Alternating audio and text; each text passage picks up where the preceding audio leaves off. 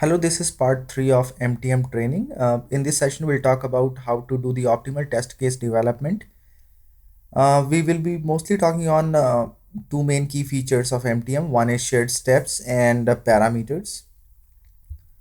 As far as shared steps are concerned, it provides three valuable advantages.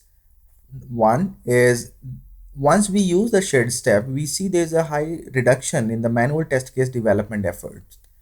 And other advantages, let's say we have a shared step for a particular navigation, and in future during the course of the application development, there is a change happens in that particular flow. So we don't have to go and do the updates in all the manual test cases.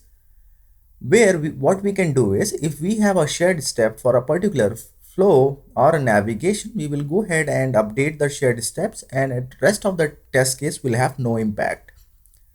At the same time, it also helps automation tester to figure it out their reusable components or the reusable method. So they don't have to do actually the analysis in terms of evaluation of methods or the common functionality that they need to write for their test automation. So let's flip to the Visual Studio, MTM, and we'll see how to implement the shared steps. So if you see some of the test cases, for example, this test case.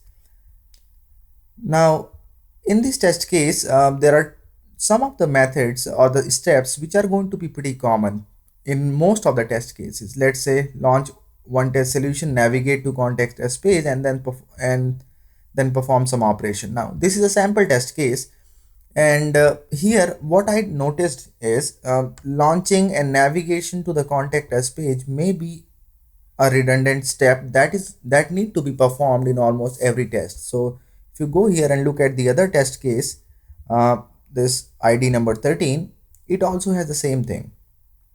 So basically what are we doing here? We are writing the redundant steps in all the test cases.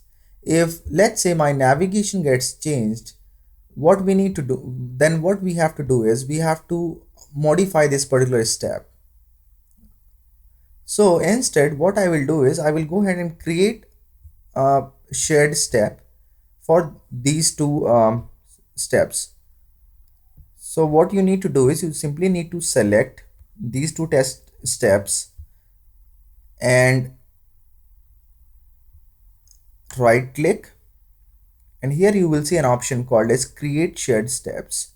Simply click on create and give the title. So I will say navigation. You can give the name as per your requirement and need.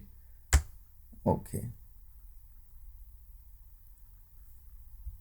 Now you will see that the sign here has been changed and this navigation steps been introduced. If you double click on this, you will come to the navigation work item which has two steps. Now navigation here is also a work item like your test case. It also has all those parameters that you see in your test cases. So I will go ahead, save and close this. Now I need to go ahead and update the other test case as well. So what I will do is let me save and close this. Go here. I will select these two test cases. Now I already have a shared step. So I will go ahead and delete this. Now here you will see an option called an insert step. This insert shared steps. Just click here and you will see a query coming in. Now run this query and it will pull out all the shared steps that you have. Right now we just created one, that's why it's populating just one shared step. Just select this and click on add shared steps. Okay, now this test case has been updated as well. Now let's say tomorrow there is a change in this flow and you realize that particular test, the shared step needs to be modified. So what I will do is I will go and query or pull out that shared step to update it. In order to do that, what we can do is go to organize, and here you will see shared steps manager. Now click here and you will see all the shared steps that you have will be populated. So now just click on it and update whatever update you want to make. Now once you do this, you don't have to go and update any of your test cases. And it, because once you make change, it will automatically be reflected to your test case. Since we talk about this organized section, here you see four options. One is the test plan manager, where you can go and manage your test plans. And other option is test configuration manager, then test case manager, and shared steps manager. Okay, so let's go back to test plan again. And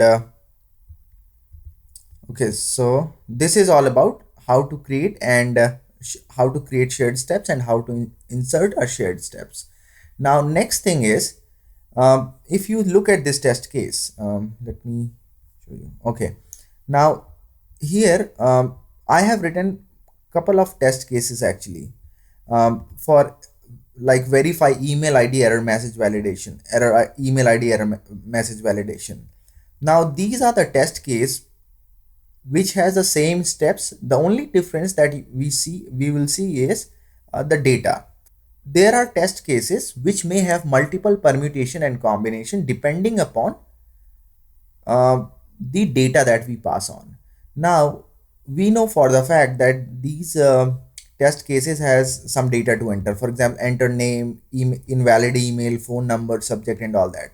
Now when we write this test case, manual tester will have a good understanding and they will know, okay, what data they need to put. Now let's say if one of the new team member want to execute, he may not be able to understand what value needs to be entered. So what we should do ideally is we have to add parameters and we have to mention the values as well. So parameters is basically a concept or a feature in MTM that enables for a tester to enter the data at the design time that can be used for execution as well for n number of iterations. In order to make these fields as parameters, what we need to do is you have to insert @ sign before the name of that field. So I know enter name in the name field. So name should be my parameter. So I will put @ sign here. When I do that, right now right now we are not able to see any parameter option here. Once I will come out of this, you will see an option called as name. So now name became one of the parameter. Likewise, I will say email ID. So that's another parameter. Likewise, phone number, another parameter. Subject, then message. That's it. So these are the 5 parameters that my test case requires. As for the permutation and combination, it has to be iterated multiple times. So for example, I need to run this test for positive value. So I will just enter all the positive value. Let's say name 1 test, email ID for test solution.com, phone number 858002047, subject MTM training, message inquiry. So let's say this is a positive test case. I entered the positive data. Now I need to again run this test with an invalid data. So what I will go ahead and do is I will add another row here with invalid data. So let's say I will insert some special characters here, some invalid email ID. So invalid email ID can be info space at 1 test. That's an invalid ID. I can enter some invalid phone number. So likewise, I can have parameters at values added for the parameters as per my requirement. Now this becomes very helpful for people who are going to execute this test. Now another feature in MTM is we can do the action recording. Now when we do the action recording and we want to iterate our test multiple times as per the different set of data, again this parameter is one of the parameter is a section that becomes really important. All right, that's pretty much, and thank you so much for watching this.